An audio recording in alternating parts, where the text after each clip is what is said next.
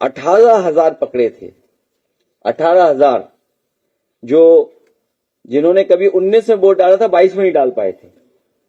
हमको नोटिस भी दिया। 18 हमें नोटिस इस बात का दिया था जब मैंने एक राष्ट्रीय सम्मेलन में समाजवादी पार्टी में ये कहा कि समाजवादी पार्टी को 22 के चुनाव की बात बोल रहा हूं मैंने राष्ट्रीय सम्मेलन में आरोप लगाया इलेक्शन कमीशन पर कि समाजवादी पार्टी के खासकर मुस्लिम और यादव वोट को और उनके बूथों को चिन्हित कर करके इन्होंने वोट डिलीट कराए या वोटों को शिफ्ट कर दिया।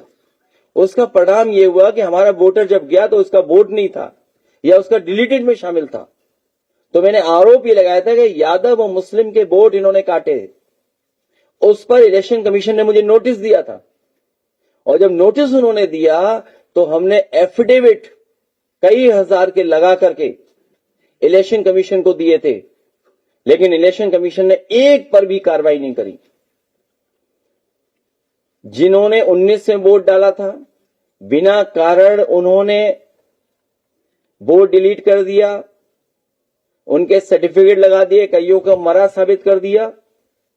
हालांकि जब एफिडेविट वाली बात आई थी कुछ वर्षों पहले ही जागी इलेक्शन कमीशन, कई एक वर्ष तो सोते रहे। कुंभकर्ण तो कितने दिन सोता था,